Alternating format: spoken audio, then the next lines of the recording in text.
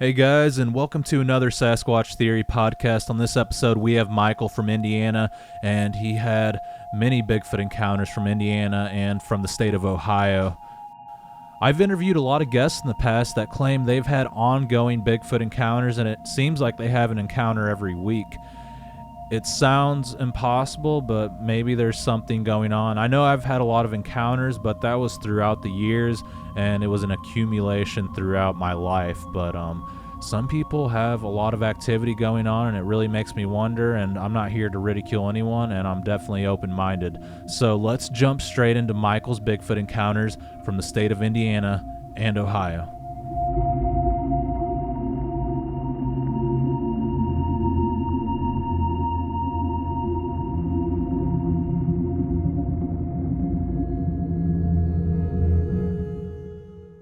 All right, Michael, welcome to Sasquatch Theory. How are you doing today? Good, Miguel. How are you, sir? I'm doing really good. Thank you so much for asking. Michael, if you would, tell me a little bit about yourself, where you're from, and your Bigfoot and cryptid paranormal experiences from the very beginning, please. Okay. I'm originally from Scioto County, Ohio, about 20 miles from the Ohio River. I grew up out in the country, grew up working on a cattle farm.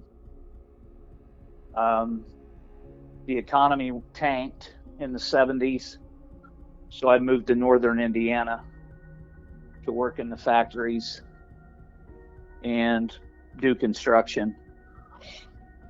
And as far as growing up here, heavy wooded area, hill country, not much other than just your small animals and the deer when I was growing up. Now this area has bear, wolf, coyote, cryptids, and you name it, it's here.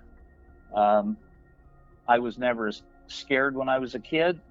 I went in the woods when I was 10 with a 22 rifle and a little Jack Russell or my Basset Hound. We had bigger dogs, bigger hunting dogs, but I usually went in the woods with the smaller ones. Spent most of the days in the woods. There was no kids around. It was just me, my sister, uh, grandparents lived across the road, uncle lived down the road. We knew everybody. The area is up on about halfway up a hill. There's a creek that's about 1,000 feet down over the ridge. And there was a train track that followed um, the creek at one time, but that's been decommissioned. But they travel on that railroad and along the creek. We hear them frequently. Once I moved to Indiana, I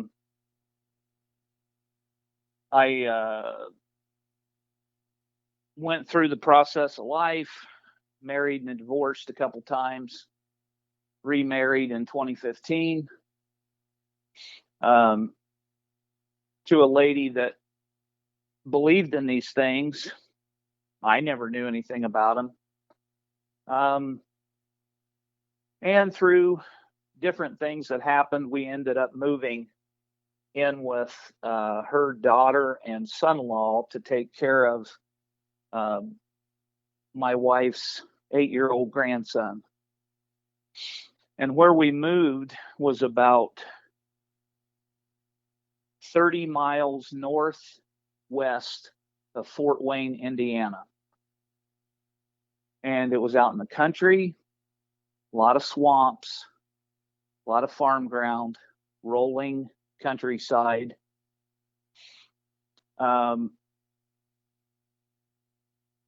We had our first encounter within 24 hours. My stepdaughter's German Shepherds were literally climbing their chain link fence at night to get out of their enclosure. So I went out to help my stepdaughter. There's a pond that's about 300 yards on the front of the property. And I saw something. I thought at first it was somebody in a ghillie suit, but then it stood up and it was pulling cattails out of the pond. This was in March of 2017. At the same time, I discovered 3 days later, my wife was watching one at about 500 yards in the edge of the woods behind the house. And the area out there was, there was a ridge that ran across, and there was two houses that was about a quarter mile apart. And there was farm ground all around. It was the house set up on the ridge. And then there was, in the back of the property, they had built like a 4.5 to 5 acre pond. There was lots of wildlife, lots of deer, lots of turkey, animals everywhere. And my wife had been looking out the kitchen window and seen this thing standing at the edge of the woods. She said it almost looked like it was staring at her. She never said anything to me because she thought I'd think she was crazy, and I didn't say anything to her because I kind of felt the same way. But a few days later, I told her what I saw, and she said, "You won't believe this. I saw one out back." And she showed me where it was at. So I grabbed I'll call it my camping tool, and strapped it on. And I walked back with a camera, a cell phone, a tape measure, and I walked back. And I got back there, and I'm looking at my wife sitting on the patio, and she looks extremely small. She said I looked extremely small. I measured where she said that the limb was at. It was 13 feet. It was standing right there. And that was the start of it. After that, what did that creature look like that you saw that was about 13 feet tall? It was the one I saw up front was silver. I took it for the grandpa. It was as tall as the black one. They were both long hair. They both were extremely massive. I would say the chest was 6 feet across. I know people like to throw out numbers. I would guess in the range of 1,000 to 1,200 pounds, because I had an encounter later on within 50 feet during the day, and the one of the ones that I saw, its leg was as big as my chest, and I got about a 50-inch chest. So I'm out there. My wife's out there. I've got fibromyalgia, arthritis. My wife's got RA. These things started coming to the house at night, and they would throw stuff at the house. I put a fan in the window one night. It threw a rock and literally knocked the fan out of the bedroom window into the floor. Then when I would leave, they would come to the house and bang on the side of the house. And this house was built as a tornado-proof house. It was built out of concrete, reinforced concrete and steel. It had steel I-beams all through it. It was a heavy duty house, and you could hear them hitting the side of the house. So it just kept escalating. And we would turn the fan off at night. About 11 o'clock, they would start hunting. And we would hear them scream, and you could feel it reverberating into your chest. My wife and I would get sick, nauseous. A couple times we threw up. Our pain levels would go through the roof. And I was on heavy duty pain medication at the time, which I'm off of now. Praise the Lord. But it would take our pain to such an extent we were about to go out of our minds. And they would hunt. We would have to close the windows, close the blinds, close everything, and move into the center of the house so the infrasound didn't affect us so bad. And they continued. They continued. We would hear the deer screaming. Our grandson would hear him talking in the quick chatter. He thought they were just kids in the neighborhood. He didn't know what they was.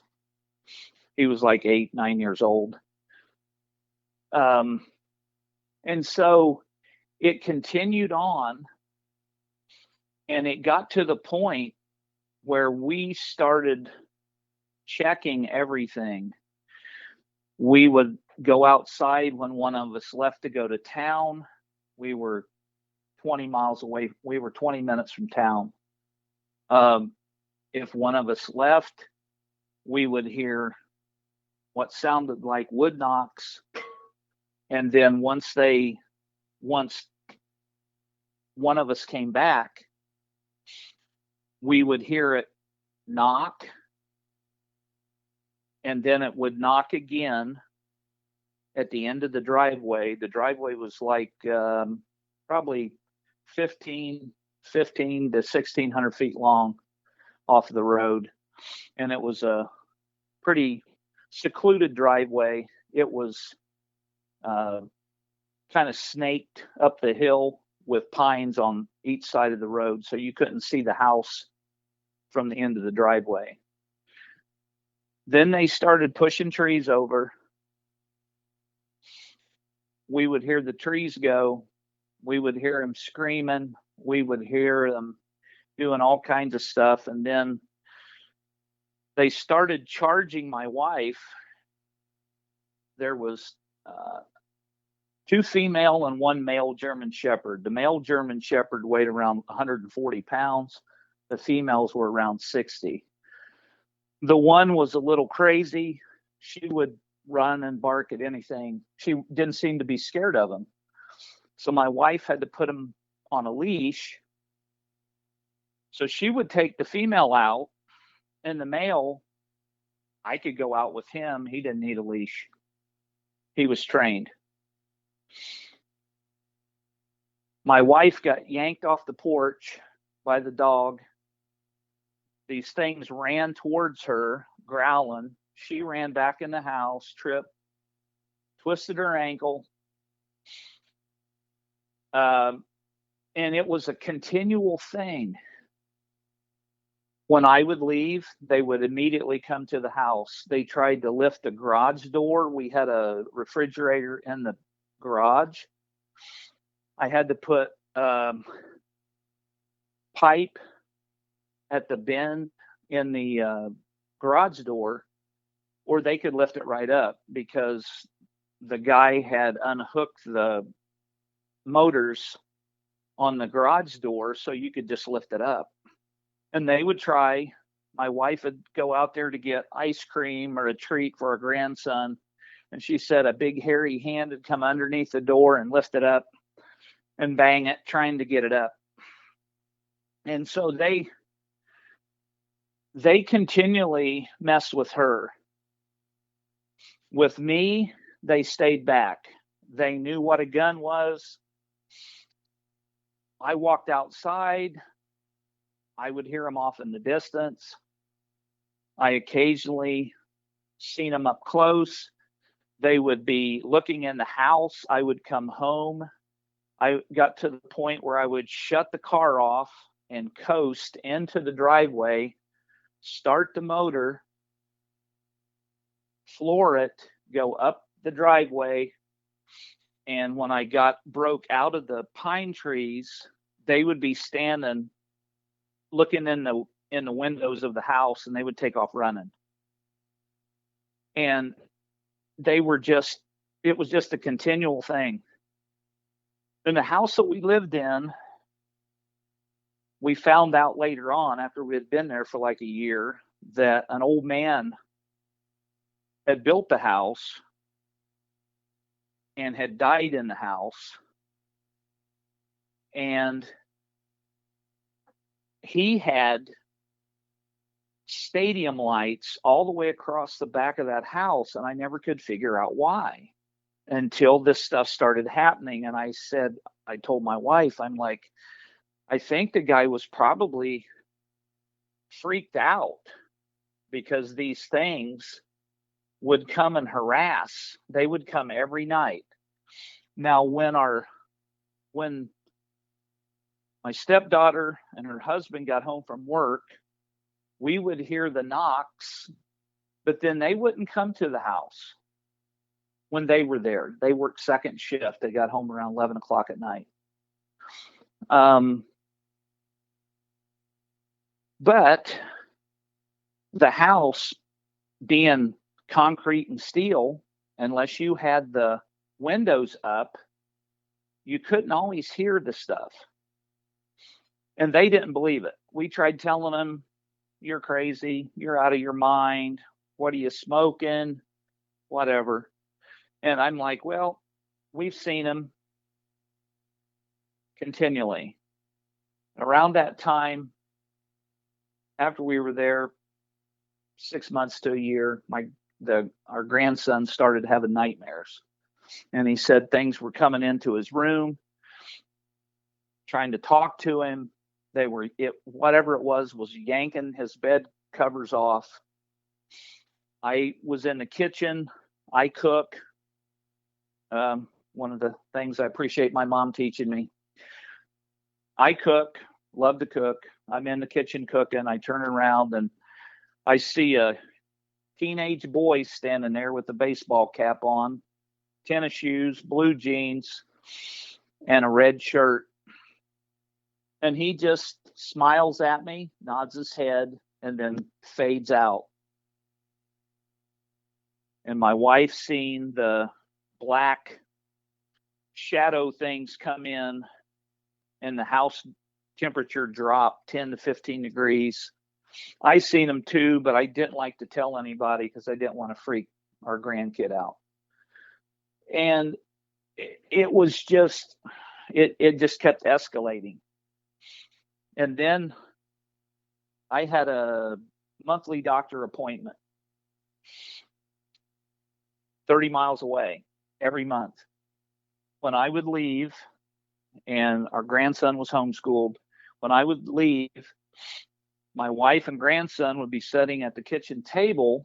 When I left that day to go to my doctor's appointment, it would have probably been about this time of year. And it was still green, but they were harvesting. They had already cut the soybeans next to the yard. And so I left. My wife locks everything up when I leave. She's in there homeschooling our grandson. There's a bay window on the back of the house at the dining room table.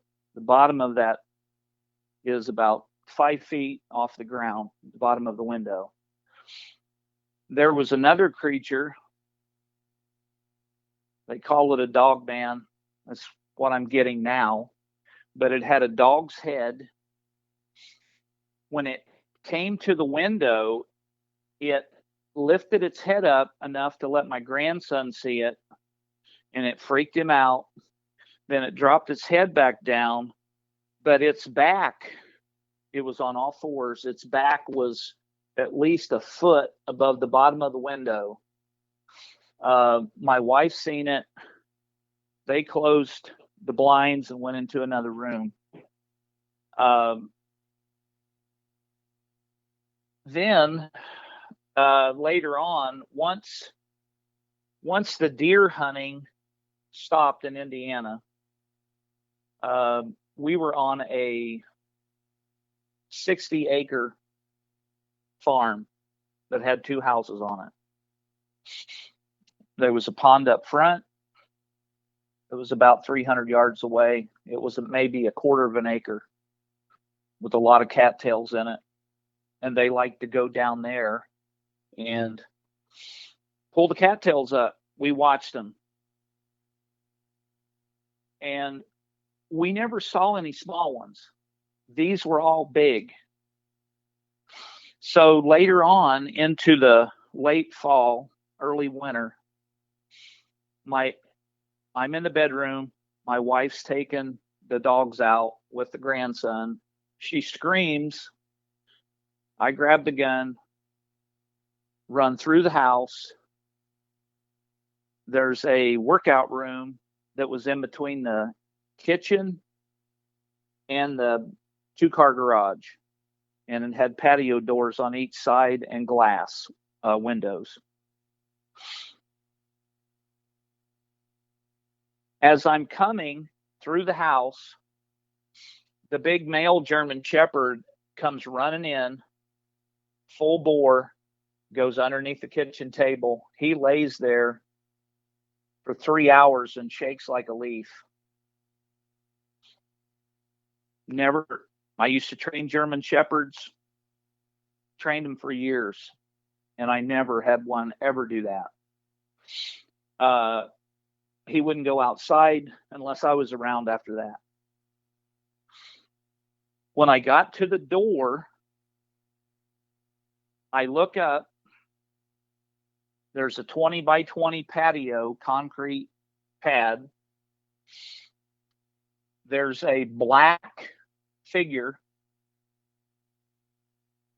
12, at least 12 feet tall, walking off of the patio. He had already came up and got in my wife's face.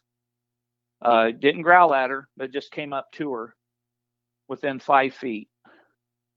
She said he had a huge head, giant eyeballs. She said his eyes looked like they were bigger than a silver dollar. And he looked at her, didn't smile, didn't growl, just looked at her, looked at the grandson. She's trying to control this one crazy female German Shepherd. This thing, she said, it had long black hair, probably 6 foot at the shoulders, and my guess, 1,000 to 1,200 pounds. Every one we saw out there was huge. I never saw a female, but when that thing walked off the porch, I had about a 50, maybe 500, I'll say 500 lumen flashlight my wife had bought me for Christmas the year before. I shined it. Like I said before, the house set up on a ridge. I looked down.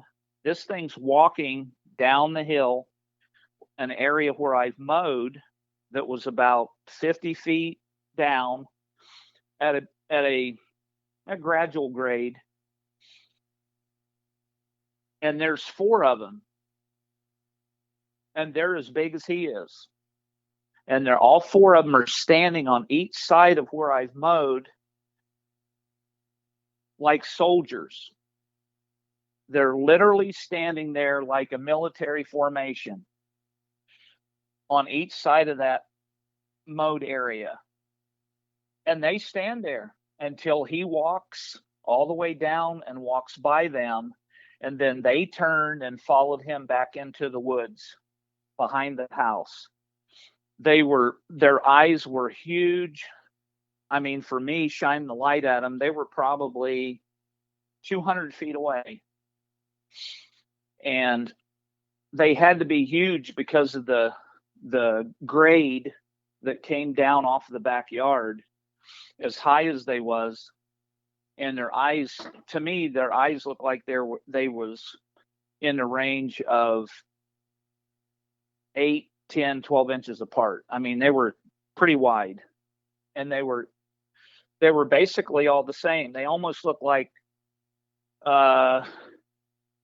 there had been multiples born.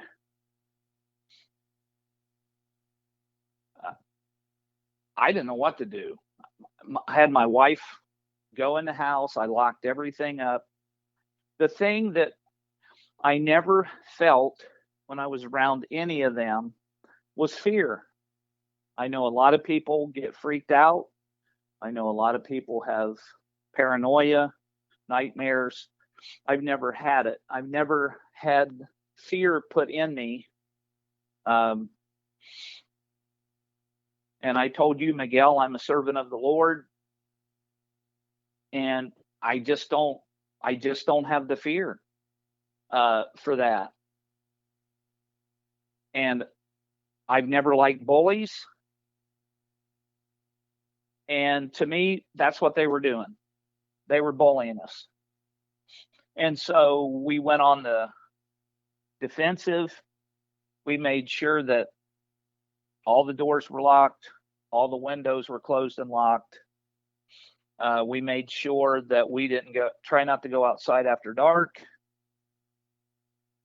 I didn't want my grandson having any more nightmares. I didn't want my wife having nightmares. Now, she was scared. They aggressively ran at her. All of them were basically had the same type of look to them. They had the big flat nose. They had the big wide mouth. They had the cone head. They had the long flowing hair. It was not fur. It was hair. The next spring, the grass had just turned green. My wife and I had just came back from Walmart. We pull into the driveway. I saw 2 of them run around the house. The dogs are in the workout room staring out the back. They were barking.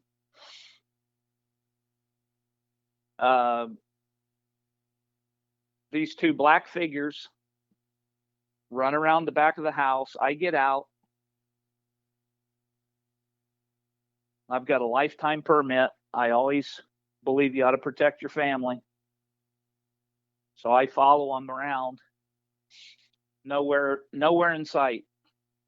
I turn about 20 feet away from me. There's a rabbit sitting in the yard. And I'm thinking, that's crazy. That rabbit should have got up and ran. The little dog I had, a little Chihuahua Jack Russell mix, she runs right by the rabbit. I look, and there's a brown one walking through the edge of the bean field. It's about 50 feet away from me. All I can see, because of the pine trees, we had the pine trees trimmed up at about 4 foot underneath, so I could get the mower underneath. But it walks down. It's walking away from the house. It's walking down, heading back to the woods. Long flowing hair coming off of its thigh. And like I said, it was as big around as my chest. And it's walking. I turn and look at my wife. She's sitting in the car. She's pointing. She saw it too. And she said, "Did you see how big that thing was? Did you see that hair?" She goes, that rabbit, it didn't even run.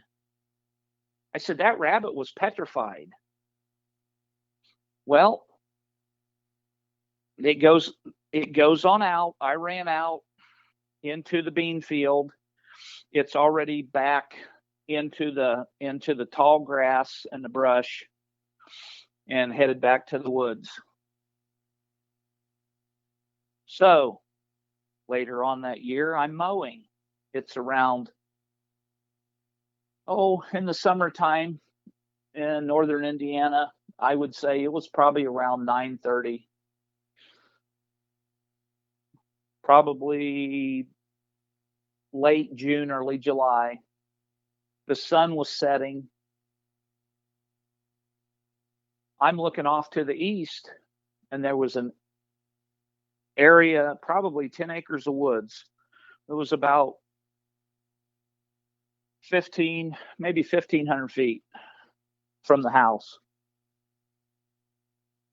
And there was a trail that was alongside the woods, and it came over a little rise, and the deer always came through there in the evening, and they would come up and get closer to the house, and they would come up and they would eat the vegetation around. Well, I'm mowing. I keep getting this feeling that something's staring at me. So I turn and look, and I'm thinking, it's my grandson. He's looking out the window, or it's my wife. Nobody's looking. Nobody's around. I'm looking all over. I turn and look that direction, and there stands a brown one that was at least 12, maybe 14 foot tall, huge, the same shape as the other ones. The wide mouth, the big flat nose, the conical head, the flowing hair, massive, standing there with one arm on a tree, leaning into it, just like it was standing there watching, observing what I was doing. And I had just finished mowing with the rider. I turned the blades off, and it took its arm down, looked at me, turned around, and just lumbered off over the rise and out of my sight. And they were totally comfortable being there. And it got to be basically a nightly experience. But something happened later on, and the big German Shepherd, the son-in-law decided he was tired of seeing the German Shepherd's hair all over the house, so they put him outside. Well, he dug underneath a yard barn that was 12 foot tall and about 8 feet wide, and he digs underneath of it. They got a box, they put it there. He digs underneath. He won't sleep in the box. During the day, he'll sleep up on top. At night, he's underneath that yard barn. And I'm like, what's wrong with these dogs? I've never seen a German Shepherd hide underneath a building at night as big as he was. And so after a while of his wife's coaxing, he let the dog come back in the house. Well, the female dog that was crazy had been making a lot of messes, tearing stuff up. So the son-in-law says, okay, let's put the female outside. I'm tired of her tearing the house up. So they put her out. We could hear her barking most of the night. So we got up one morning. She'd probably been out there for maybe 2 weeks. We go out back on the patio, look to the left. The dog chain has been thrown over the roof, and it's through a hole in the roof. And the yard barn's 12 feet at the ridge. and there's a hole that's about 1.5 to 2 foot in diameter with the chain sticking through it. So I go over and open the door, and there's the female German Shepherd hanging by her neck. They killed her. They picked her up, threw her over top. I'm guessing, speculating. They threw her over the top of the yard barn. She was so crazy, and she alerted on them all the time. They stuffed her down through that roof and let her hang there. So she was hanging right when you open up the yard barn. And that was probably the most vicious thing that I saw them do. Now, we heard them killing deer, killing other animals. We heard them hunting. I would listen to them.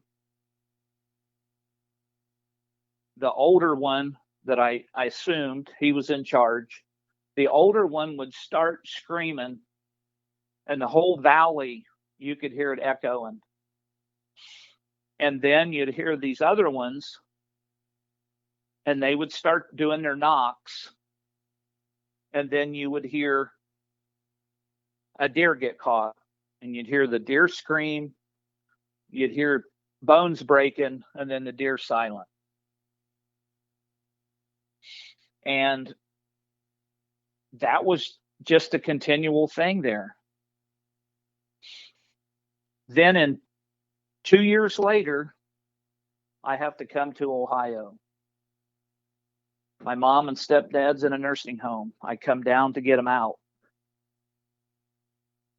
I come down here, I'm in the kitchen, and I'm looking out, and I hadn't been here for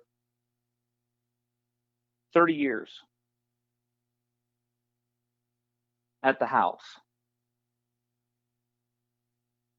And I'm looking down through the woods, and I'm thinking, man, I used to go down there all the time. I used to go down into the woods and dig sassafras root and make tea and look at the squirrels and all this different stuff.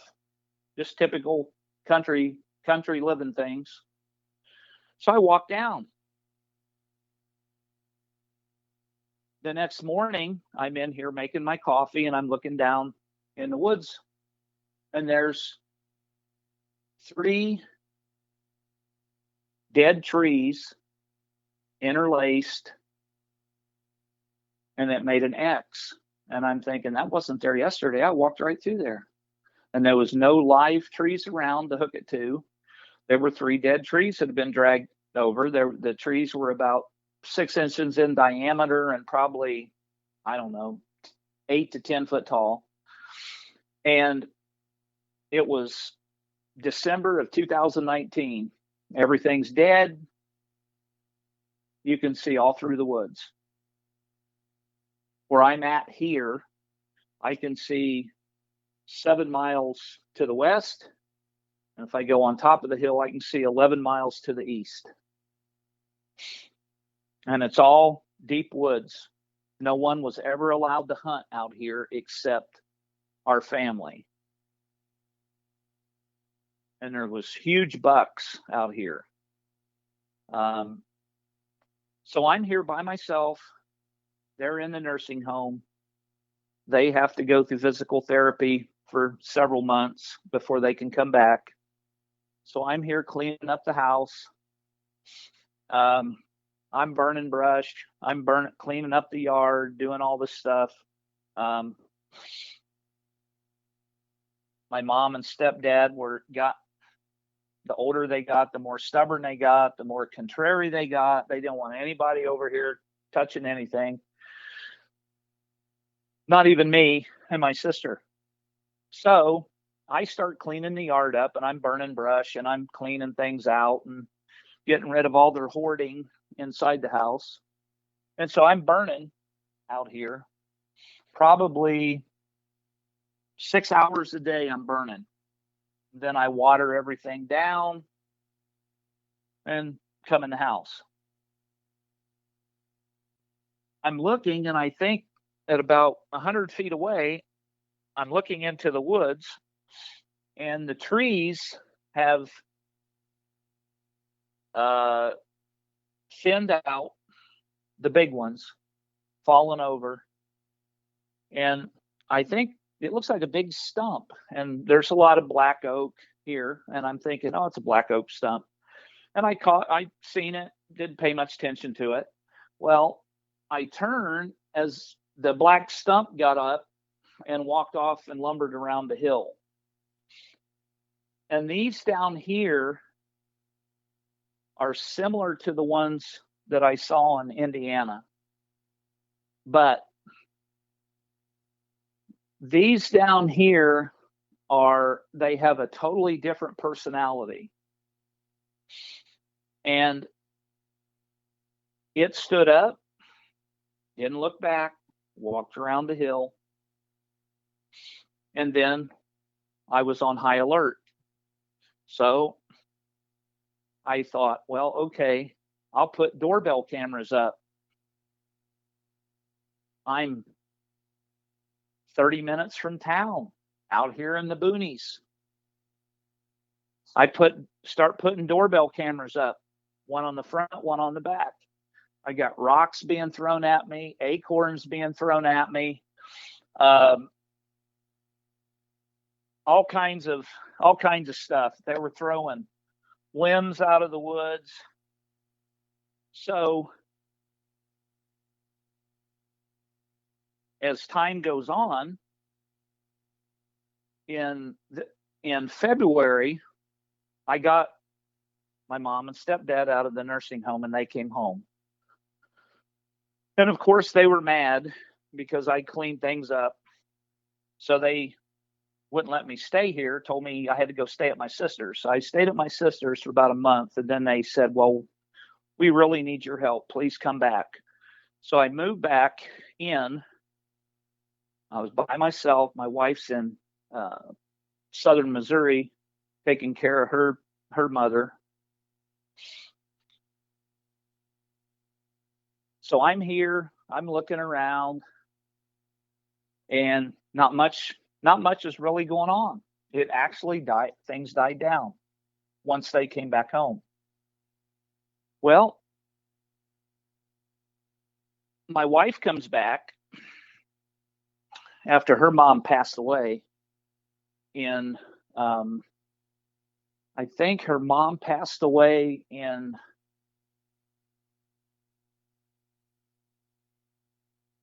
February or March of 2020. So she came back and everything ramped up.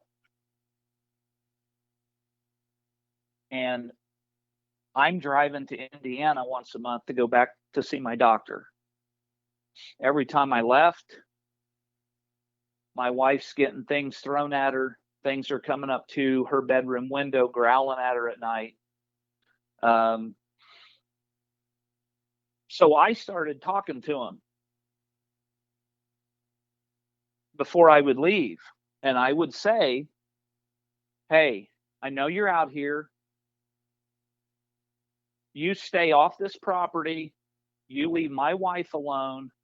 You quit messing with her and we'll get along. If you don't, I will send you to hell. And that's what I told him. And I believe that they are fallen angel crossed with human off-breeds. Crossbreeds. However you want to call them. That's just what I believe. They've got too many abilities to be standing there looking at you and then disappear right before your eyes. So here they are. There's one standing down in the woods about 70 feet from the house. And I know he's down there. I can kind of see his shadow. And it would have been in springtime. The leaves had started coming out.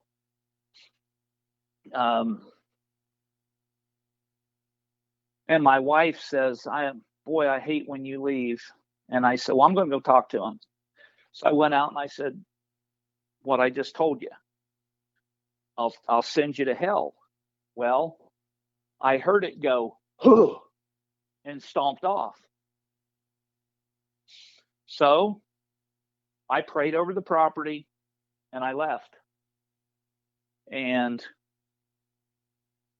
they backed off a little bit that time, but then the next month they came back with a vengeance. And they kept it up.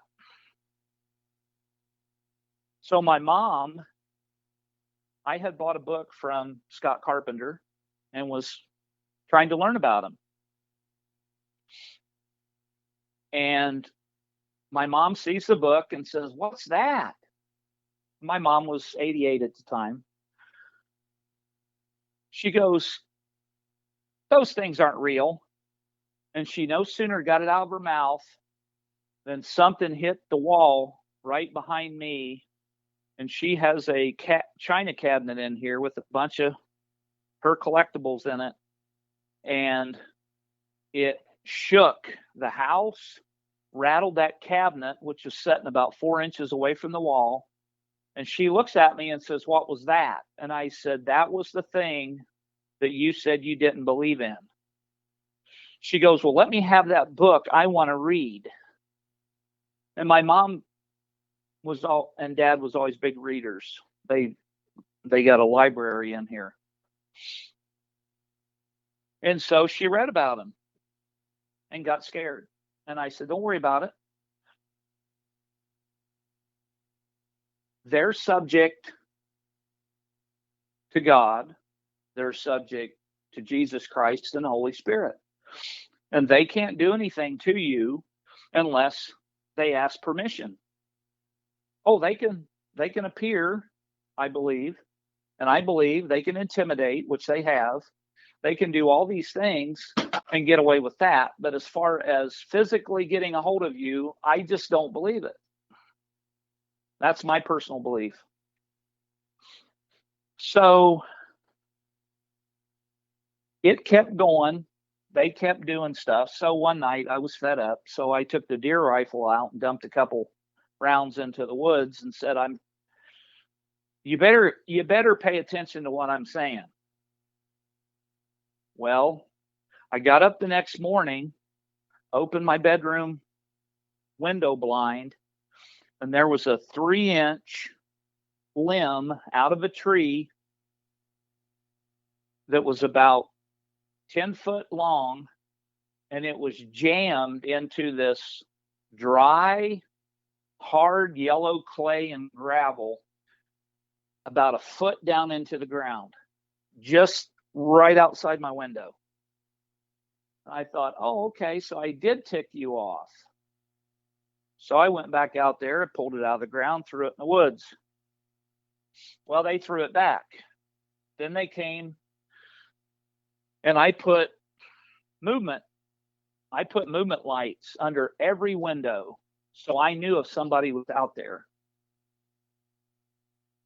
And this area at one time was a great area to live.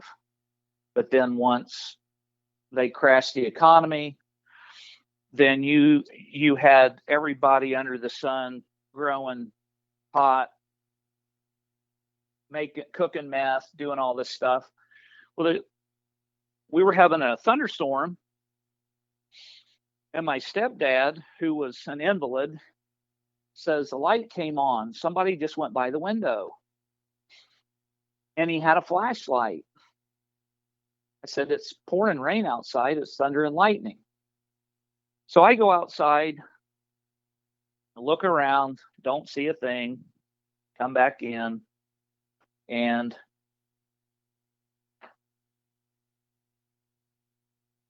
they start coming to our bedroom window at night. And I would pull the blind out just a little bit, and the whole window would be full of hair. That's all you could see is hair with the light shining on it. And it would just stand there. And then I went outside, and this ground here, if it hasn't rained, is hard as concrete. It's nothing but gravel and yellow clay. It's hard as a rock when it's dry, and it's slippery and mushy when it's wet. And it was dry, and this thing left about a 2-inch impression in this super hard ground. And I went out, took pictures of it. I started to clean up an area south of our driveway, and I cut down some trees. Well, I started burning the brush, and I gave my neighbor the wood because he heats with wood. That night, when I was burning, it was around 9 o'clock. My wife's sitting out here videoing me and the fire, and I didn't know anything was going on. So when I get done and I come up to the house, she says, "You got to see this." There was 3 orbs about 2 inches in diameter, and they were white, and they were floating about 5 feet behind my head, and every time I turned, they stayed behind me, so my eyes never caught them. But when I came to the house, we went inside. I fixed everybody some food because we eat late. The doorbell kicked on, and it sent me a notice to my cell phone. And so I look at this video, and there is an orb that's about 5 foot in diameter, blue, and it's in front of the front porch activating the doorbell camera. And it stays out there for over an hour, flying back and forth. And it was so bright, it lit up. It lit up this whole area out here. But then it just disappeared. And after I cut those trees down there, the Bigfoot activity picked up. And then there was like 12-inch handprints on the back of my car, on the windshield of my car, muddy footprints, handprints. Then the dog that my mom had, she's weighs about 60 pounds. She's a mix between a lab and some other breed. She was just dumped. People dump dogs out here all the time. She's on the porch, and this was late in the summer. It's hot out, kind of like it is now. And it had just got dark, and the dog always laid on the porch. She screamed like something was killing her. I went outside. There's toenail marks on the concrete steps. There's blood. We looked all over for her, couldn't find her. 3 days later, she comes back. She's got a bite mark across the top of her hip, right at the top, all the way across her back. There's no hair. A couple layers of skin's gone. And it's just bloody. And she's skittish. She won't let us get near. So I put stuff in her food to help her heal quicker. And she came back, and you can't tell today. I got the picture. I called the DNR and told them about it. They said, "Send us a picture." I sent them the picture. They got into my phone. They took all of the pictures of her and some other pictures that I had taken. They got into all my friends' phones and took all the pictures that I'd sent to them about that incident. So they all disappeared. But nobody ever came out. So now the dog, Mom's dog that normally sleeps on the porch, as soon as it gets dusks, she goes and crawls in a 3-foot culvert, crawls all the way back in it and sleeps until the sun comes up. And then she crawls out. And scared to death. I was doing some work here with a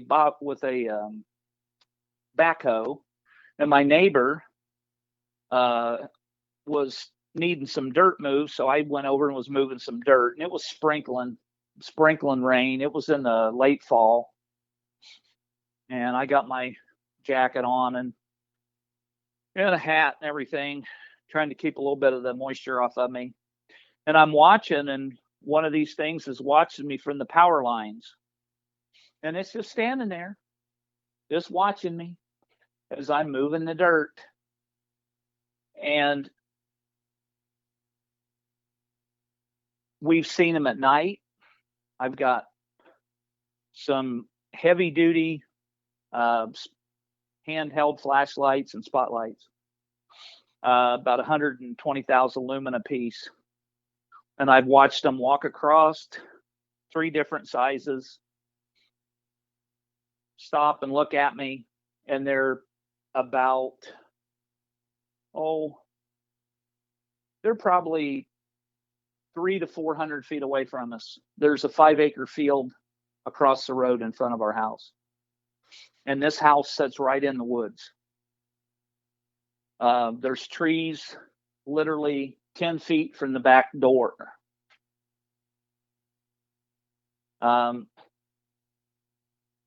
But they moved around. Then I'm coming up on, I've been down here for quite a while. My stepdad's passed away a couple years ago. My mom passed away earlier this year. Then my wife and I start seeing things at night, weird things. We take our dogs out. They usually wake us up around 2 or 3 o'clock in the morning. We go outside. We're watching this doe, because there's a lot of deer out here. We're watching this doe walk across our neighbor's field, and it's about 200 feet away. And then it walks to the edge of the road. It walks down along his driveway, walks to the edge of the road, turns, and the thing that bothered me was it had no eye shine, and deer always have eye shine that I've come in contact with. It steps onto the road and turns into a wolf. Now I know what my neighbor said. What have you been drinking and smoking? Because I want some. I said, well, it's like this. If it would have been just me, I would have probably thought, I don't know what's going on. But my wife and I stand there and we watch it. And here comes this wolf walking up the road with no eye shine. And it gets within maybe 100 feet. And I tell my wife, get in the house. And I stand there and stand guard until her and the dogs get inside. And then I back up all the way to the steps. And then I come inside the house. That was the first really strange thing. Then 2 weeks later, this happened 3 months ago. 2 weeks after that, my wife and I was outside with the dogs. We're out by the road, and my hair stands up on the back of my neck. And I turn, and the mailbox is about 50 feet. There's 2 driveways here. 50 feet from where we're standing, there's 2 mailboxes. Here's this thing with huge eyes on all 4s. And it's almost crawling on the ground, like it's sneaking up towards us. And it soon as I hit it with the light, it stood up on all, it went up on all fours and started walking fast. It never ran. It walked within 30 feet of us. And my neighbor's got stadium lights out here that you can see everything on his property. And it walks right underneath of it, turns and looks at us. It's about 7 to 8 feet long, looks exactly like a hyena. And my wife and I look at each other and say, that couldn't be a hyena. We know that Ohio has one of the highest exotic animal populations in the United States. And I said, maybe somebody's animals got loose. But it looked at us, and it looked at us. The look I saw in its eyes was like intelligence. And I thought, well, okay. So I shine the light back across the field. My neighbor's got a circle driveway that's about 1,700 feet long. And there's 4 more of them walking up his driveway. And he's got chickens and rabbits and ducks and turkeys and all the stuff. And they're all heading that direction. And I'm thinking, oh my gosh, they're going to go get his animals. And I text him. Of course, he was asleep. He never got it. And I told him, about it the next day. And his response was, you guys are crazy. So that happened. And then I would go out and hear the coyotes, hear the things that pretended that they were an owl.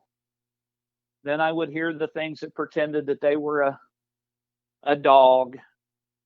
And you could always tell the difference growing up out here, being out here, most of my life and living and being out in the woods. It's like I know what these animals sound like, and they don't sound like that. And I remember right before my stepdad started getting dementia, he would quit eating, wouldn't know where he was at, and something would say, you need to anoint him and pray for him or he's going to die. And I would go in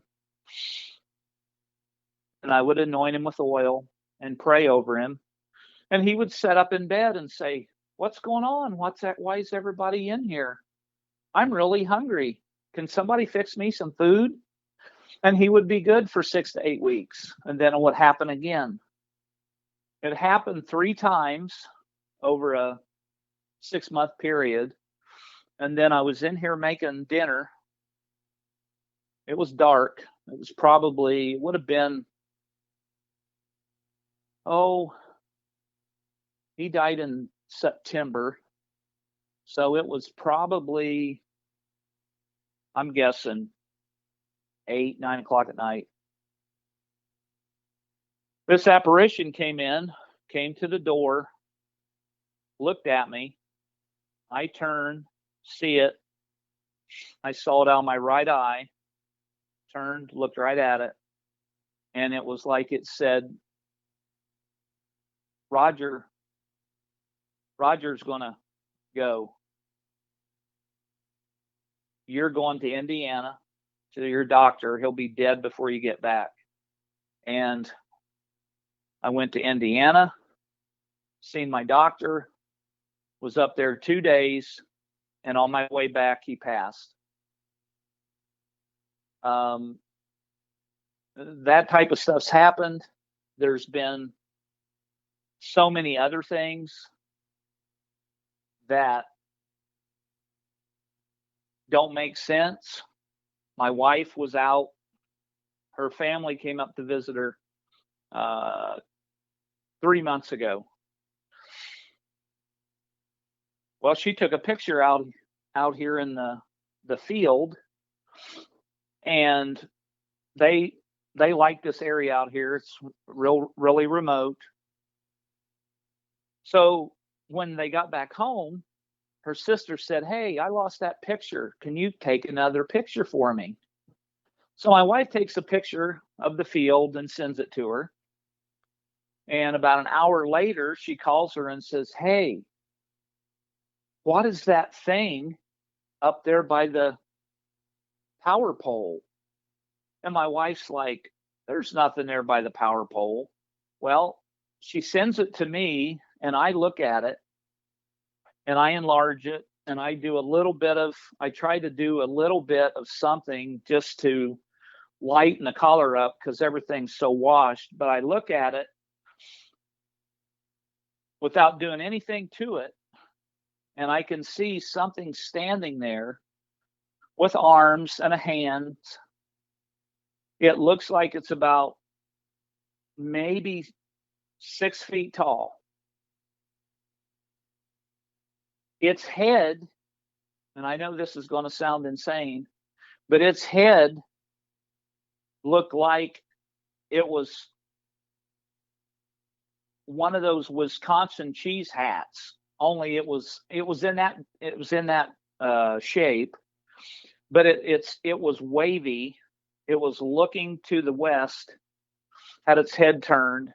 The sun was hitting it, and it was the head almost looked metallic because the sun was hitting it in such a way that it was reflecting light onto the power pole.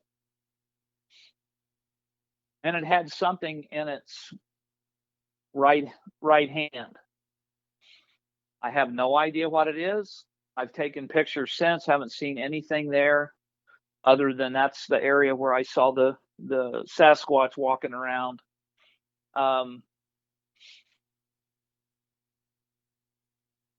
2 nights ago, I took my dogs out. I'm here by myself. My wife's in Missouri again with her family. My little dog, my little Shih Tzu, is the one that reacts when anything's around. He's got excellent hearing. And he was around fireworks. The people I got him from, they had him around some fireworks when he was 3 months old, and he totally flips out when there's a jet flying over, when there's thunder. He runs to the bathroom and hides. I'm outside with him.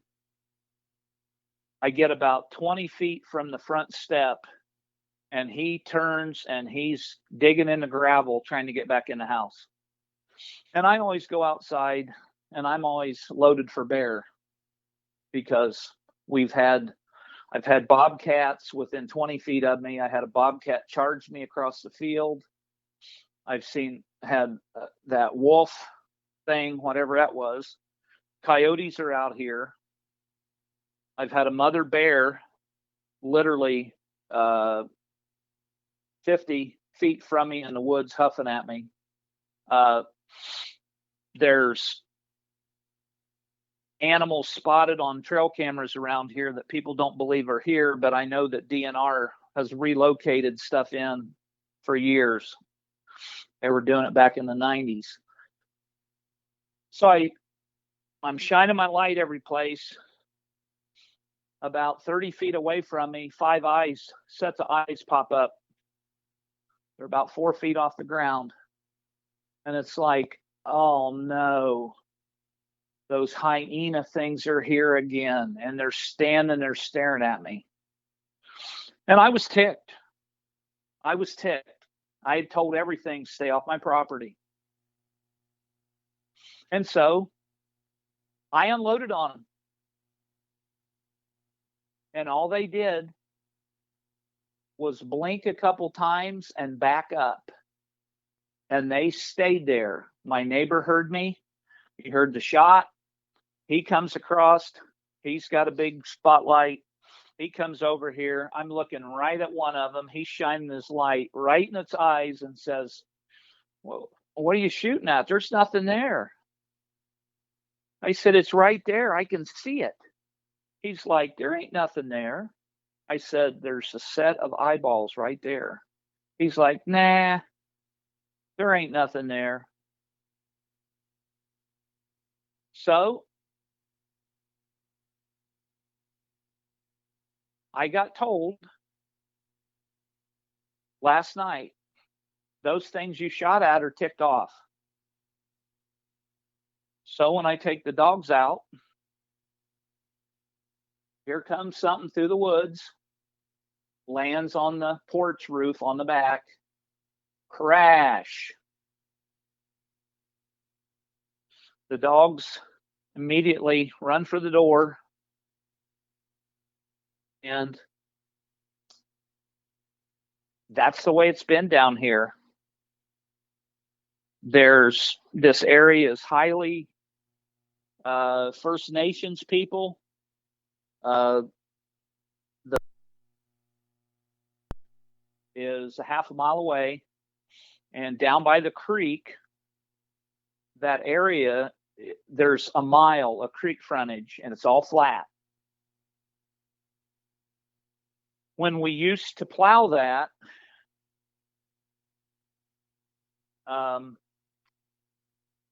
there would be arrowheads, tomahawk heads, tools, all kinds of stuff.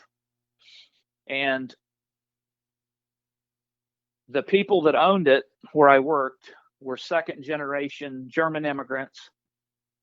Their family moved here in the early 1900s and cleared the property and farmed it and raised beef cattle.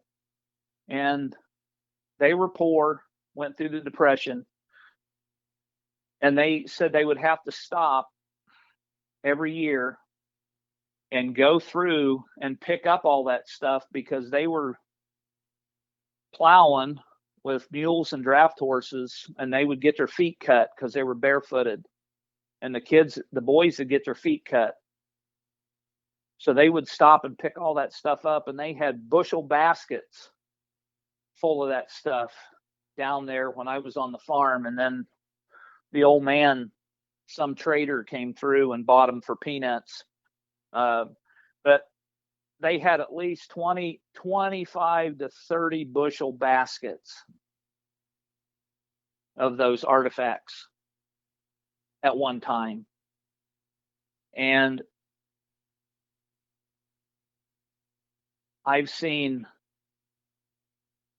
an Indian chief, an apparition of an Indian chief. I know it's not the apparition of the Indian chief. It's a familiar spirit. But seen it walk right in the basement, duck its head, walk in the basement. Before my mom passed, I had to keep the hall light on because things would go in and out of her bedroom at night after it got dark. I would see them moving in and out of there. And when they would go in, she would get really angry and upset. She was getting dementia. And so I would go in and pray for the thing that I've done recently is I put harp music on continuous play in 3 rooms in the house. And that seems to have kept the things from trying to look in the windows up close. It's kept them at a distance. A friend of mine told me I should put some outside on the porches and it would keep everything away. But through all of this, I can actually say I never believed in these things until I actually seen them in 2017. And my family doesn't believe in them. My sister and her kids, they all laugh at me. I don't care. I know what I saw. People only people only laugh and scoff at you because they're scared that if these things are actually real, then what they've been taught in their life is either ignorance or just a full-blown lie. And this area down here's got mounds around it, Serpent Mound, Fort Hill, other mounds that if I remember some of the old papers, they had giants, skeletons pulled out of them, and then they portrayed them as First Nations people's mounds, but they never, to my knowledge, unless they planted them there, I don't think they're First Nations people. But everybody's got their own ideas. But that's probably about as much as I need to say. I've got about 4 pages of notes here, and I've hit probably the most important ones, and I see stuff at least three times a week. And I know after I see them in Indiana, I was tagged, and they followed us. I will say this one thing: I was back in Indiana visiting my military buddy that I was helping with PTSD, and he didn't believe in him until one came to his house in town, bent down and looked inside at his face, and he almost fell out of his kitchen chair. And now he's seeing what he calls as a werewolf that's communicating with a lady down the street who he says is a practicing witch. And that thing regularly walks through his yard at night, digs in his trash, and then walks to the front of the house and vanishes. So I think when you see something, you get tagged, and they stay with you, regardless whether you want them there or not. And when you go searching for them, I believe you will find other things. I never went searching for them. They came to me and to my wife. I never searched for them. I listen to videos. I read books, but I never went out in the woods searching for them. I have nothing in my spirit that wants to interact with them. But that's just me. You can do whatever you choose. And that's all I have to say, Miguel. All right, Michael, I really appreciate you for sharing your encounters and experiences with me. And if you don't mind, I have a few questions for you. Sure. Okay, so the creature that you saw pulling out cattails, how tall did you say it was? I would estimate it was 12, at least 12 foot, probably 6 feet at the shoulders. It had silver hair and gray mixed, kind of matted. It was down on all fours. It was like digging. I never saw it physically eat the shoots, but I've been told that they do because cattails are nutritious, and in the springtime, they would be around that time when the sap and everything starts coming up in the plants. It's probably got a lot of nutrition in the base. It was pulling it right out of and it was just down on all fours. And then, like I said, I thought at first it was a guy in a ghillie suit because of all the deer that was there and the hunting blinds that he had elevated all over the property. But then it stood up and it just glared at me. And I'm like, whoa. And I could feel anger emanating off of it. And my body's changed since I got fibromyalgia. I can feel this stuff. I've never felt fear, but I feel anger.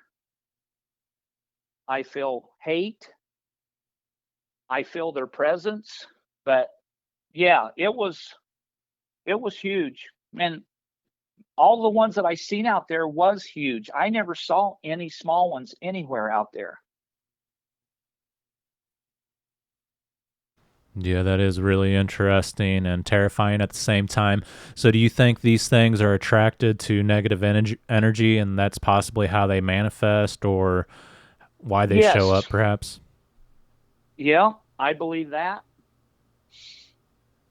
Okay. And I I don't know. I've watched a lot of different videos. There's different theories out there. Um, there was Nephilim before the flood. If they could leave the earth, which they can, they could come back.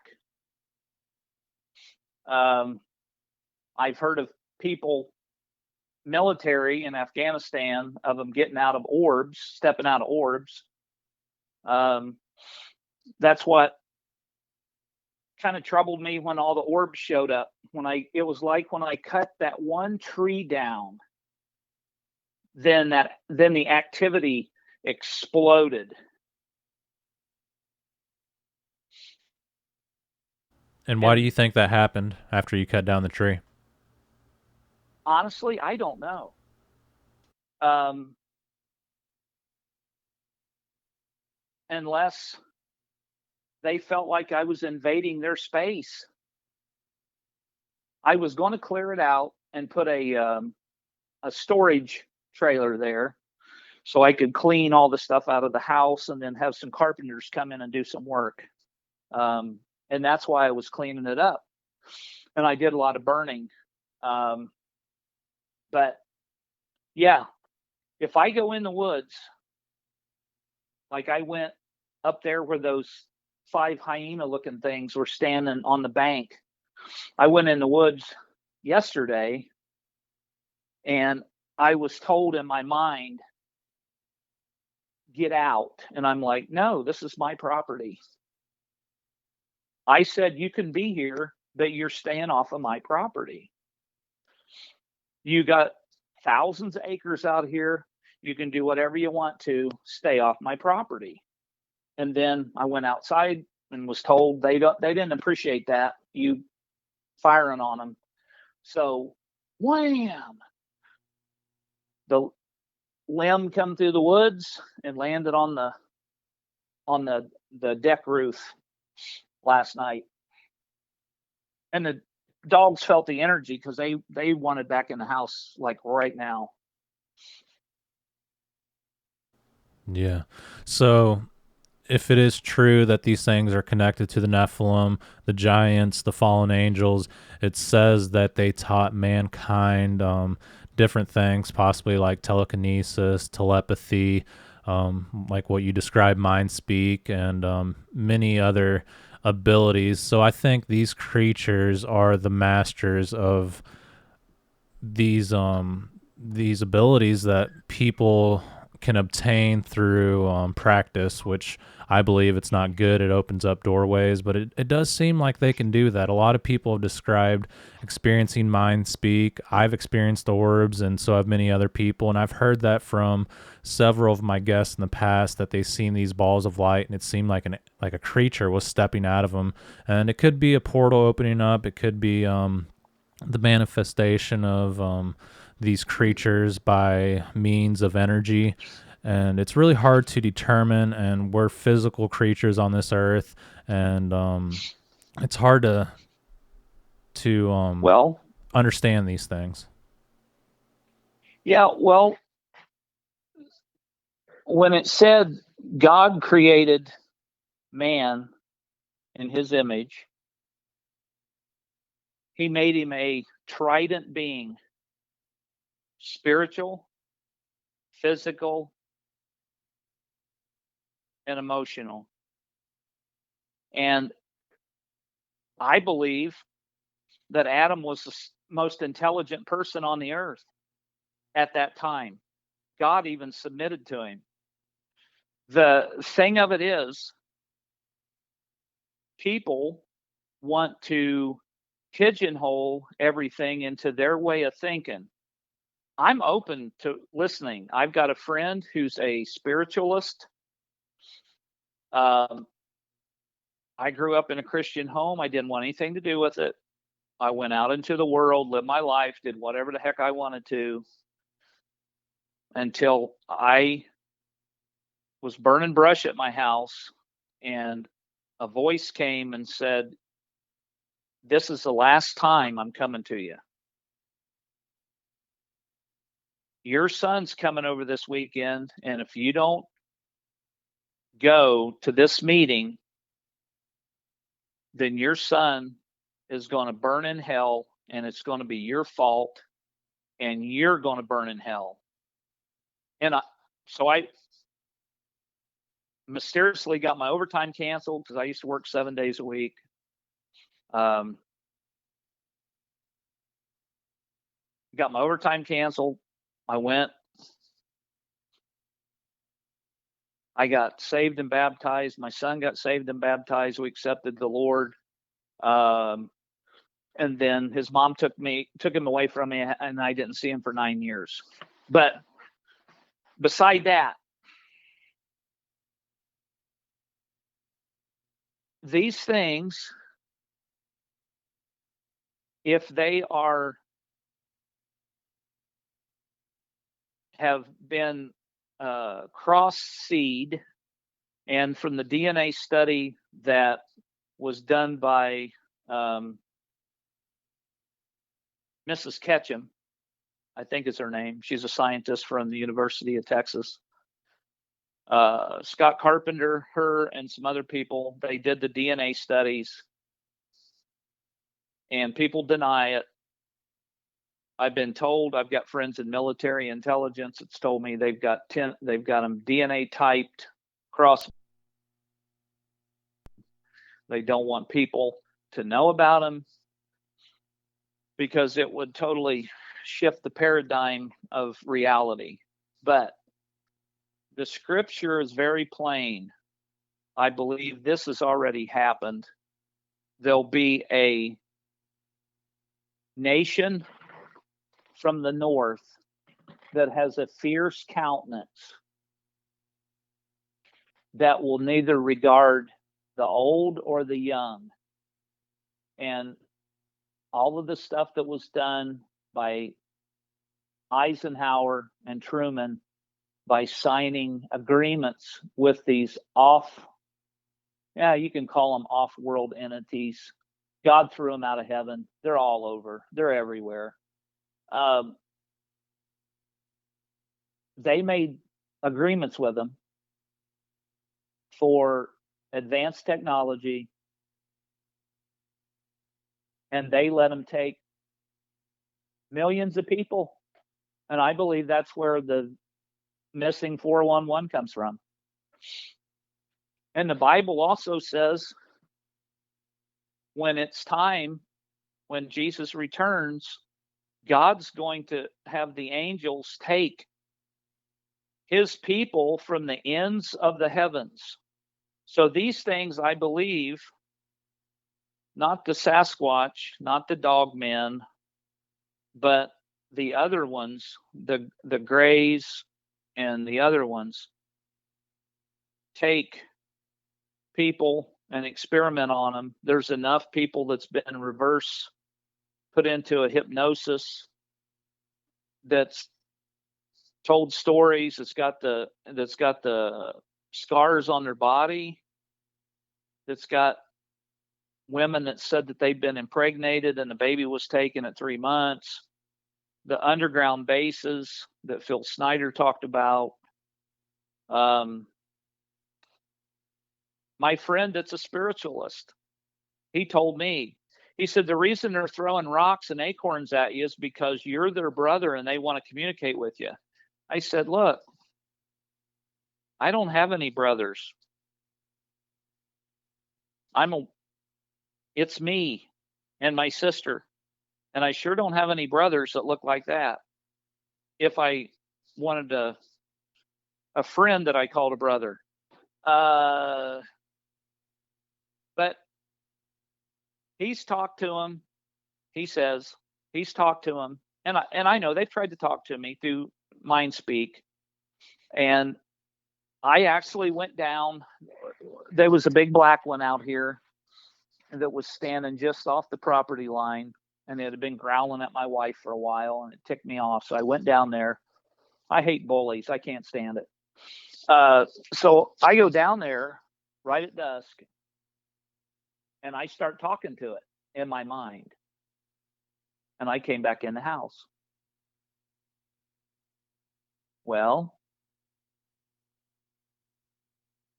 in my spirit, I felt like it was God telling me this: don't you ever talk to those things again.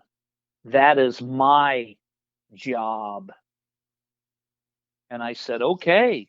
I mean, it was like I physically felt a hand almost like hit me upside the head when I was reaching in the refrigerator saying that. Don't you ever talk to them. Don't you communicate with them. That's my job. So I don't. He hasn't said anything that I couldn't talk to him verbally, but not in my mind. Because that's the way God talks to us through our spirit, through our mind. Yeah, I appreciate you for sharing that. And these hyena creatures that you encountered, can you describe the features? What did they look like? What color were they, and how big were they? They were okay. The one that my wife and I was the closest to was right underneath of this stadium light, and it was somewhere lengthwise between 7-8 feet. It was about 4 feet at the shoulders, and it sloped down in the back. It had a tail. It literally looked like a supersized hyena. They had the big eyes, had the round ears on top of their head. It turned and looked me right in the face. And it was brown. It had spots on it. I mean, I couldn't go to a zoo and say that it looked any different than that, other than it was huge. It was massive. And that one was extremely close to us, and it was sneaking up on us. It was down almost. You've seen mountain lions get down and do the belly crawl. When they're getting ready to launch onto something, and it was down like that, coming up, and it was at the mailbox. It was about 50 feet from my wife and I at that time, and it got closer when I hit it with the headlamp. And then it just walked fast. It didn't run, and it was looking at us the whole time as it was trailing off. It was looking right at it. It looked me right in the face, maybe because of the headlamp, but I mean, I couldn't believe it. I couldn't believe it. And now that I'm thinking, a week later, I saw another thing over here that I don't. Now the other one, like these, the hyenas had eye shine. The deer that transformed into the wolf never had any eye shine, and the wolf never had any eye shine. Now that wolf was huge. It kind of looked like some of the pictures of like a dire wolf. It was a huge wolf. And I talked to my buddy, and he goes, "Oh, it was a shapeshifter." And I said, "Well, it definitely shifted from being a doe into a wolf right in front of my wife and my eyes." And and it was coming up it was heading up the road right towards us. And so I got my wife to get in the house, and then I kept a defensive position and then backed up. So I got to the steps and then I came on in.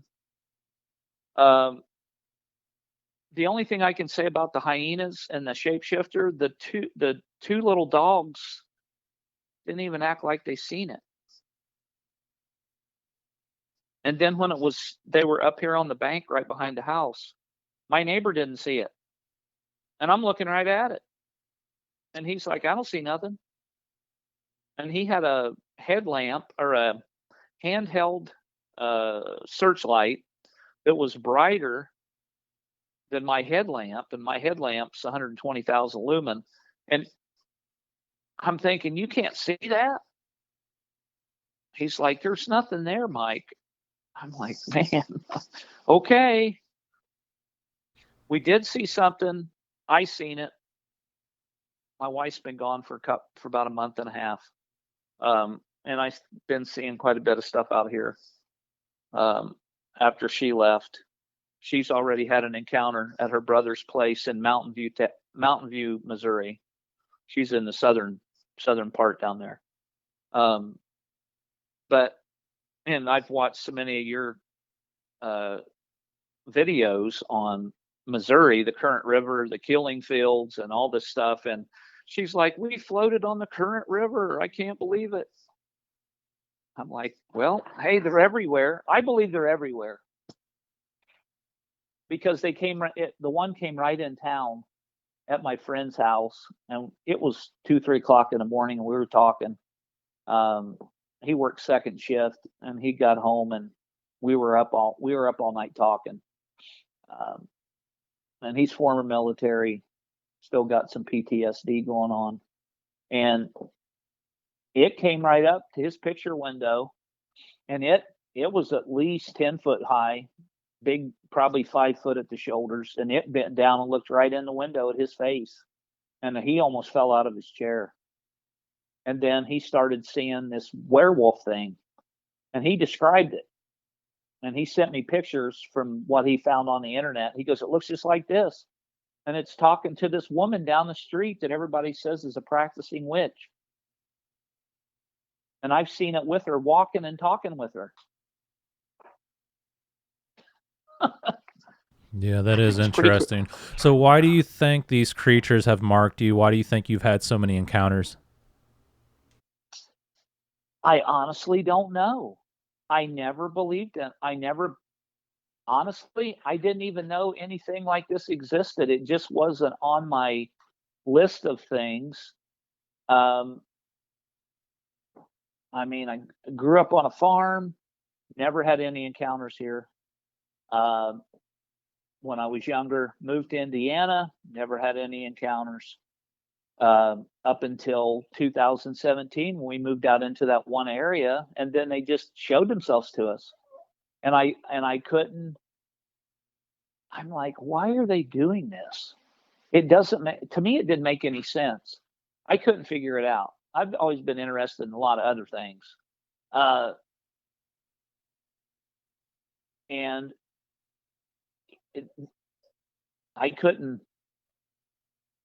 I just couldn't figure it out. And they've kept it up. And my wife, I think they love intimidating people. I'm not the intimidating type. I never was when I was in school. If I found somebody bullying somebody, I got in their face, and if they didn't back off, they got a bloody nose.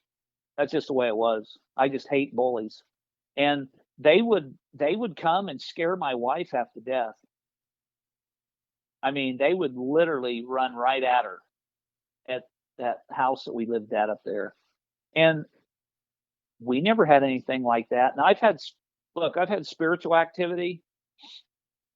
I've had things. I helped run a campground. After I got sick, I lost my immune system. I got back in 99, I got a flu vaccine, and it literally put me in the ground. And I was 41 years old.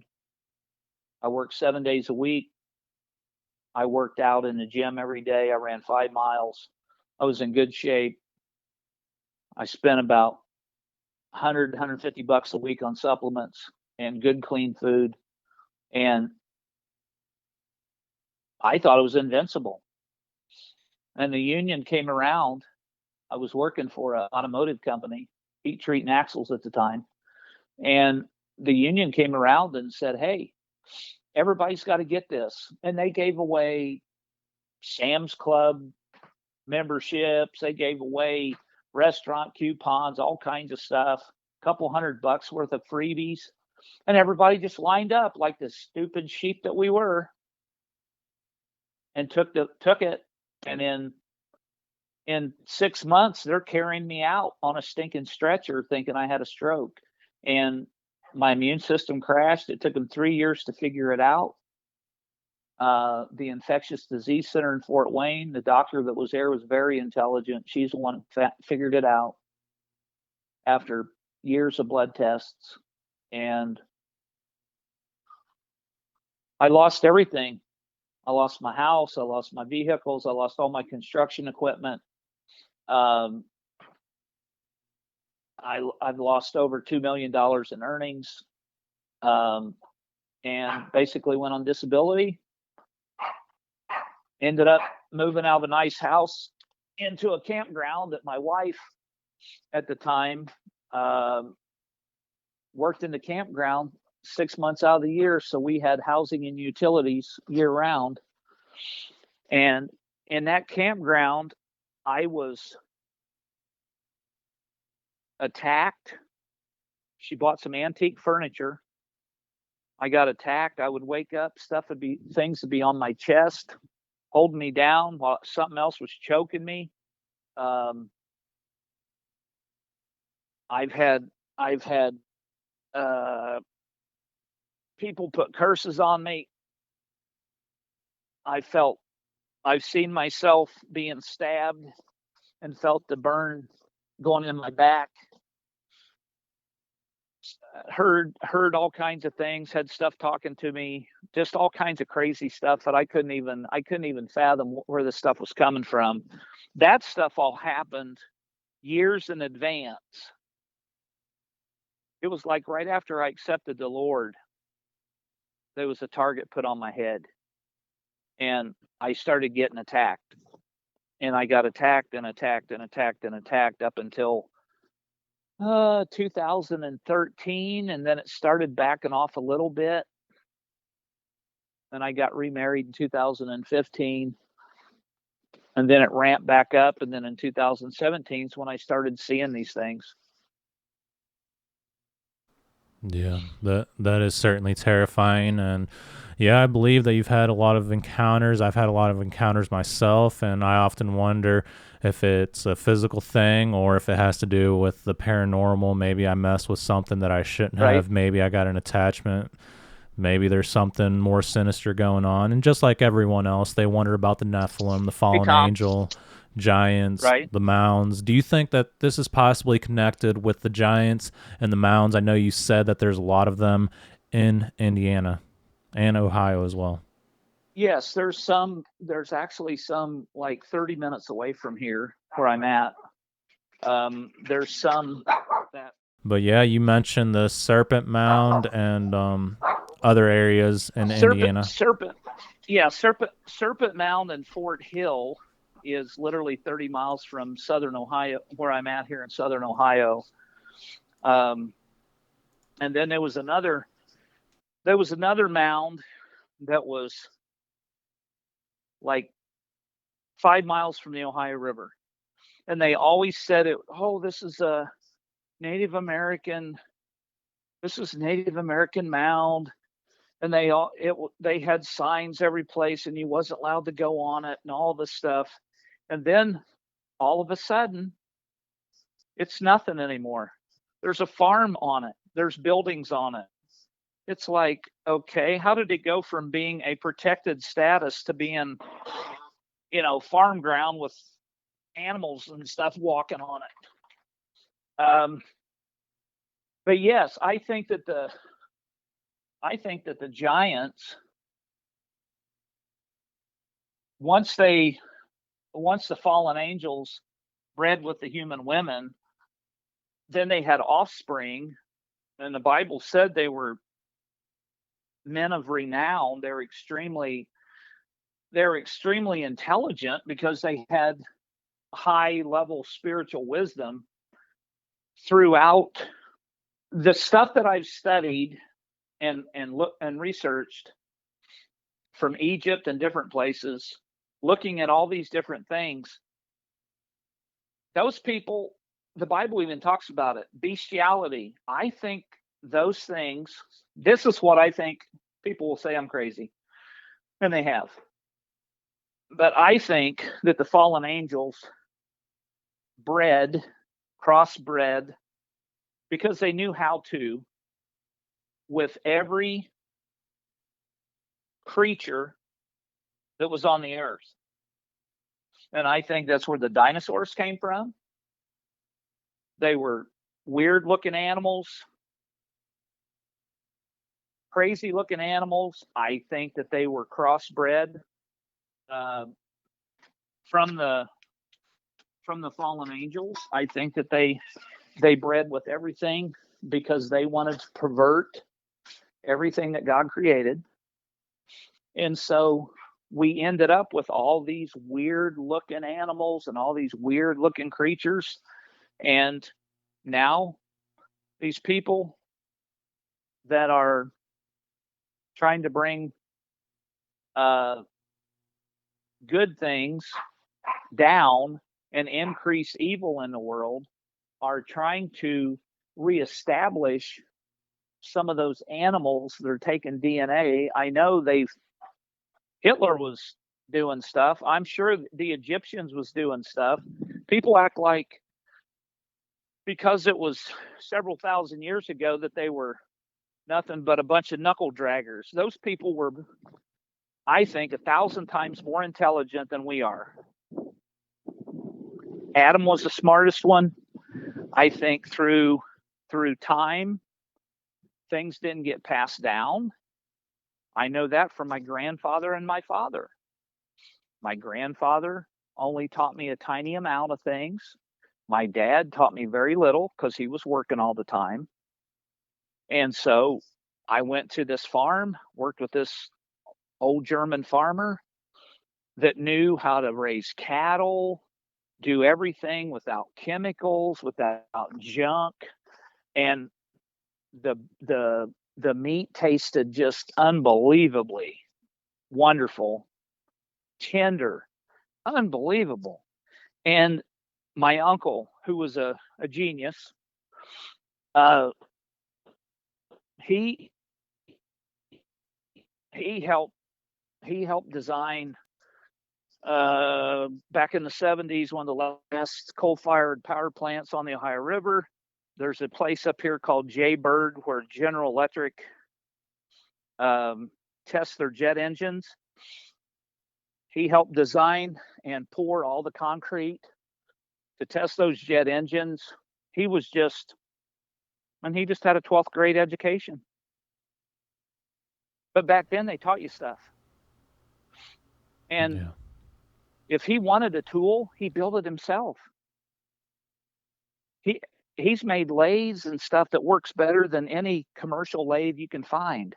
And he built his own heating system, and he built this and he built that. And here he is out in the country, sitting out here. And then when here he is, he lived to be almost 93. He had a heart attack at 75. It was 110 degrees outside. He was roofing his house by himself because nobody would help him. I'm in Indiana. I didn't know he was roofing his house. I had a roofing business. I would have came down and roofed it for him. But I think that we have been so deluded in the last 100 years from wisdom. I honestly think we can do we can probably do 90% of what these things can do because we were created by God. And he created us in his image, not the way he looks, the way we are. The fact that we have intuition, the fact that when you're driving down the road, hey, pull over, pull in this rest stop right now. But I got it. No, pull in this rest stop. I go in the rest stop. I come back out, sit here for a little bit. I wait there. 20 minutes later, I start the car up. I drive down the road a quarter of a mile, 5-car pileup, cars everywhere, people laying on the road. I would have been killed, probably. I mean, potentially. But we've gotten so far away from that through the chemicals and everything that it's dulled our senses. My dad was so connected to the earth. I can tell you this, Miguel. When he went hunting, he brought stuff home. When he went fishing, he would take his hands and put them in the water and rub his hands together and catch fish like no one I've ever seen. My uncles used to say, I ain't never going fishing with your dad. I can't catch nothing. He's got half the boat full. That's just the way it was. But he never taught me any of that. My great aunts, if I got a stomach ache, they went out to the field, dug up some stuff, came back, made this nasty tasting tea, put a little bit of honey in it, drank it. My stomach ache went away. My headache went away. I remember that when I was 10 years old. We knew. Those people knew stuff, but they never passed it down. Why? I have no idea. Yeah, absolutely. And I love my dad. My dad was a hardworking guy. He only went to the 8th grade, and he built this little cottage here, debt free. Never went in debt for anything, and took him 5 years to do it, but he didn't know anybody. But there's things in life that we feel like is unexplained. And there's people that have the knowledge that know exactly what's going on and why things are going on. And they want to hold that power. They always got to have power over somebody else to make themselves feel special. I want to share everything. That's why I decided to help these ex-military guys. Not for me. It ain't for me. I feel sorry for them. They've been poisoned. My friend got 26 vaccines and passed out before he was going to Africa. And he said, guys were dropping all over the place. They vaccine the sun out of these poor guys and expect them to perform like machines. It's crazy. If they kept the vaccines away from them, I've got friends that's got kids that's never had a vaccine. At 5 years old, they speak 5 languages fluently. They're so intelligent. It's unbelievable. A 5-year-old. I met a guy from Pakistan, 24 years old. Never had a vaccine, never had nothing. He said by the time he was 10, he spoke 7 languages, and he spoke them all to me and said, I'm not trying to ridicule him the way he talks, but he's like, I do not understand why the American people are so stupid. They've got everything. I come here with $300. Now I'm an engineer making $100,000. What is wrong with these crazy people? I'm like, exactly. Yeah, it's a crazy world we're living in, and it sounds like you've had. Oh, go ahead. Go ahead. No, I was just gonna say, it sounds like you've had activity recently and for a long time now, and I expect that you're gonna have more things happen throughout your life, and you just got to be prepared for it. Yeah, until we get this estate taken care of down here and get a couple things, we definitely want to go back to Indiana. All my friends are up there. All the people I grew up with down here, basically, other than my sisters, most of them are all gone. But I've got a life up there. I left here 47 years ago and lived up there, and I love that area. I love this too. Like, I love the nature and all the stuff. It's just so different than when I lived down here. But I honestly believe that once they have revealed themselves to you, that they continue on. And I set boundaries on the mind speak thing. They try and talk to me still, and I ignore them. I just cut them off. I can shut that switch off in my head and just ignore them. Because, hey, if God can't fill me in, and my friend can't fill me in, and I've got a lot. I'm not a smart person, but I surround myself with a lot of smart people. But I just feel like this stuff has always been here, and because they're either the government's allowing them to continue to populate, and I think the government's doing their own breeding of these different things. I think one of the reasons that they wanted them is because if they had said before, and I've seen all of the plans for the destruction of America. I've seen it. Documents. And they know that people will inherently leave the cities, because that's what they did during the Depression, come out to the country. And they don't want us out here. So what do? They populate. They were dropping burlap bags full of rattlesnakes out of helicopters back in the early 90s. My dad's farmer buddy showed him the bags and some of the rattlesnakes, and he said, I killed everyone I could kill. I got cattle here. I can't have them snakes bite my cattle.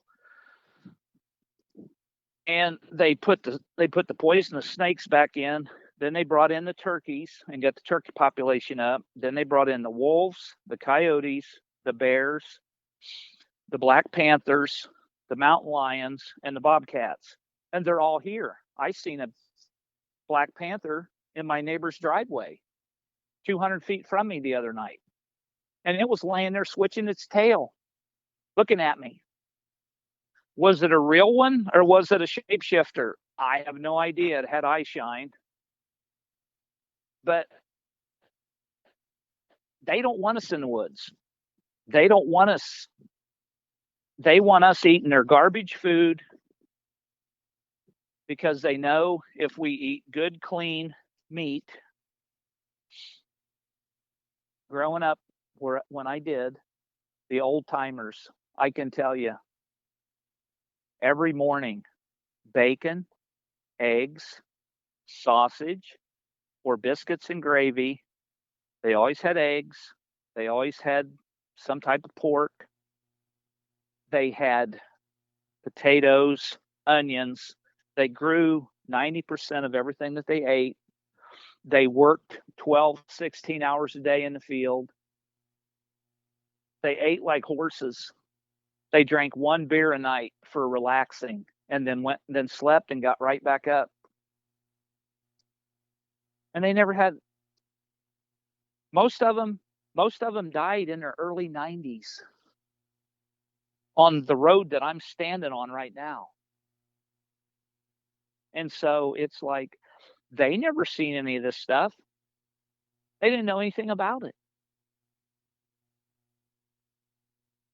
Or if they did, there was no, they had animals out here. I never seen an animal get gutted. I seen some poachers get mad because we chased them off the property and they came back with a high-powered rifle and shot some cattle. But we never seen cattle mutilations. My neighbor's got all kinds of animals over here, and they're here. He says he hasn't lost anything. I've asked him. And he's got trail cameras up all over the place. He put them over here. My wife was fixing some tea one day, and one of the things came around. This is during the day. It came around at the edge of the porch and looked in the patio door at her and just stood there and stared at her. And she goes, "There's one of them out there." And I got up and it was gone. It just gone. So they've got the ability to go in and out of this reality, or I believe our eyes have been manipulated to where we can't see into that realm. Now, I see into it occasionally at certain times, usually at the corner of my eyes. If it's on the right side, I'm at peace. If it's on the left side, to me, it feels like it's evil. I envy you because you get to talk to so many people and hear so much stuff. I listen to you. I listen to Steve Ishtal up in. He doesn't really do podcasts. He just reads people's stories that they send him in, and I like listening to that stuff. I grew up listening to stories and things that people used to do, and I still enjoy a good. You can call it a story, an encounter, or whatever term you want to use, but the way things used to be, life was a lot simpler when I was a kid.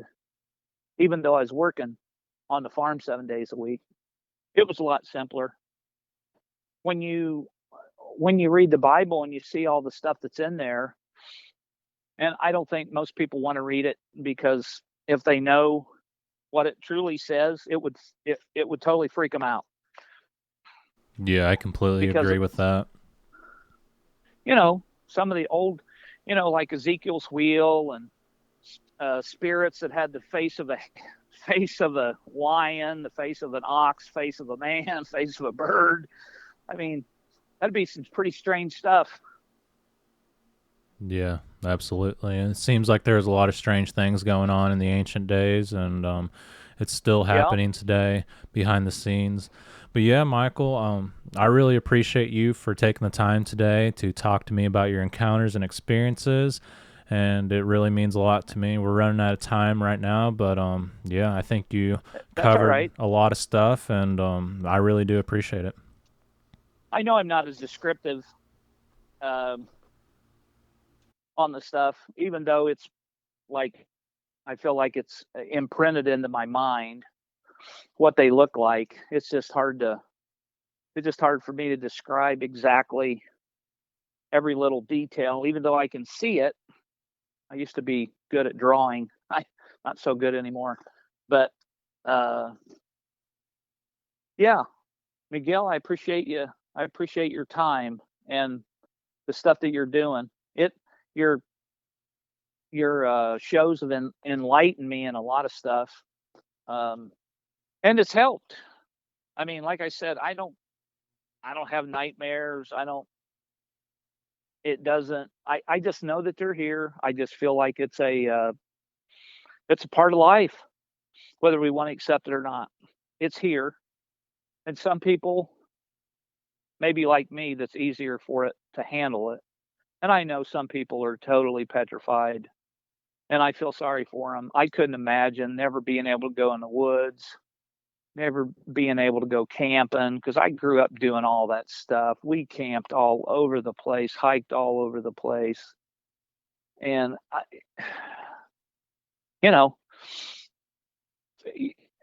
sometimes I think you just need to figure it out. toughen, have somebody help you talk through it and toughen your mind up, and take some extra people with you and go. And hey, if it happens again, well, then you got more witnesses. Yeah, But absolutely. I feel sorry for the little kids that get, and I think the children, when they're so young and they see some of this stuff, and it just scares them so bad that, and that's the stuff, that bullying stuff. I hate that. Yeah, these things don't play That fair, little and kid. that's just how this world works, unfortunately. But yeah, if you Yeah, ever experience anything major in the future, certainly feel free to reach back out to me. And yeah, thank you so much for everything. And you're welcome. I'll And you have a great evening. yeah, I'll let you go. And it was good speaking with you today. Good talking to you, Miguel. All right, Michael. You have an Bye. excellent day. Bye. All right, Michael, thank you very much for sharing your Bigfoot encounters and experiences from the state of Indiana and Ohio. I've heard a lot of Bigfoot reports from both states, and it seems like northern Indiana is a hot spot for Sasquatch activity. I can't imagine what it was like seeing this white gray Sasquatch on all fours in the cattails, tearing them out one by one, and it seems like it was looking for food. A lot of times these critters will be in swamps, lakes, rivers, creeks, whatever it may be, searching for aquatic life, and yeah, it seems like that's what it was up to. What do you think is going on? Like, why have you had so many encounters and experiences? Do you think that you were marked or tagged? I know you told me that before we started the interview, and I would tend to agree. If this is all really happening, it seems like you're marked by these creatures and something deeper is going on. Perhaps it's spiritual warfare, or you're just in a hot spot for these creatures to live in. And it seems like they do follow the waterways, and possibly they seek out certain people to terrorize. But yeah, I'm really sorry to hear about your German Shepherd, and I lost 2 dogs as well, and they're actually both German Shepherds as well. Whenever I was having Bigfoot activity here at my place, both of my dogs went missing, and I just thought they ran off. And then the activity started to build up, and I realized what was going on and why my dogs were going down to the creek bottom at 2 in the morning barking their heads off. And yeah, it seems like something was definitely wrong. So yeah, I'm sorry to hear about your dog, but I appreciate everyone for listening today. If you guys can, please like this video, subscribe to the channel, or resubscribe, as YouTube likes to unsubscribe my fans. But what can I do? You can't argue with a robot. And yeah, if you guys have a Bigfoot encounter that you would like to share with me here on Sasquatch Theory, please contact me sometime at sasquatchtheory@outlook.com. And if you guys can, give a donation through the thanks button, the PayPal donation, or purchase some merchandise. But yeah, that's all we have for today, everyone. And I appreciate the people that are listening on YouTube, Spotify, Apple Podcasts, iHeartRadio, and whatever it may be. Until the next one, be safe out there in the forest, and take care.